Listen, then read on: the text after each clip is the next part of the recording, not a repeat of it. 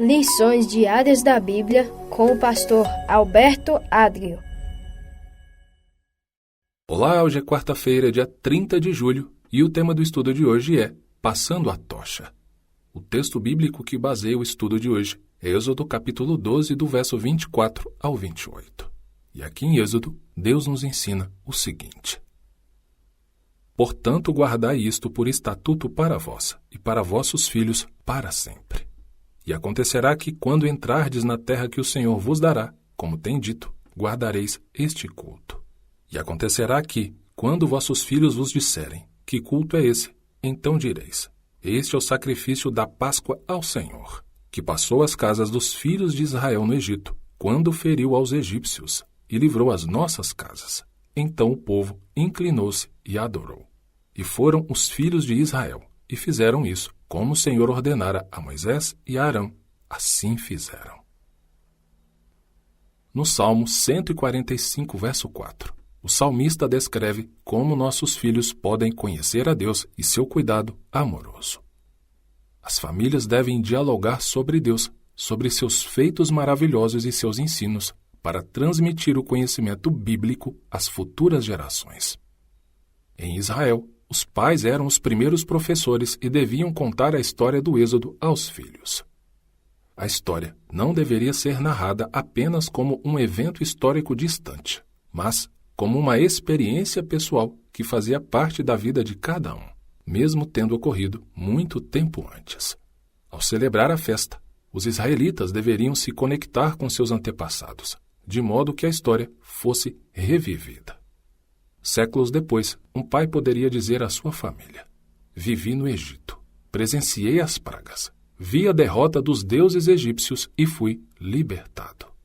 No livro de Êxodo, vemos 2 vezes como os pais deveriam responder às perguntas dos filhos sobre a Páscoa. E isso está em Êxodo capítulo 12, versos 26 e 27, no capítulo 13, do verso 14 a 16. E você pode comparar esses textos também com Deuteronômio capítulo 6, do verso 6 a 8. É notável que os israelitas estavam no Egito quando foram orientados a celebrar a libertação do Egito. Essa celebração foi um ato de fé. Ao receber as instruções, o povo se inclinou e adorou seu Redentor. Depois, seguiu as instruções da Páscoa, conforme registrado em Êxodo capítulo 12, verso 27. Em Deuteronômio, os israelitas são lembrados de que deveriam contar a história do Êxodo de uma forma que as novas gerações a internalizassem, como se fosse a jornada deles. Veja aqui no texto de Êxodo capítulo 26, do verso 5 a 9, o tom coletivo da narrativa e a ênfase na experiência presente. E o texto diz: Meu pai foi um arameu, prestes a perecer. Ele foi para o Egito e ali viveu como estrangeiro com pouca gente. E ali veio a ser uma nação grande, forte e numerosa. Mas os egípcios nos maltrataram. Clamamos ao Senhor. E o Senhor ouviu a nossa voz e viu a nossa angústia, o nosso trabalho e a nossa opressão. E o Senhor nos tirou do Egito com mão poderosa, com braço estendido, com grande espanto, com sinais e com milagres. Ele nos trouxe a este lugar e nos deu esta terra, terra que mana leite e mel. Lembrando, esse texto é Deuteronômio capítulo 26, do verso 5 ao 9. E concluindo o estudo de hoje, ao relembrar e contar aos filhos a história da Páscoa, ou qualquer evento importante da história bíblica, os pais eram ajudados a lembrar o que Deus tinha feito por eles e pelo povo. Lembre-se, contar essas histórias era significativo. Aliás, continua sendo significativo para quem falava e para quem ouvia. E ao concluir aqui o estudo de hoje, eu quero deixar com você o texto para a sua leitura bíblica.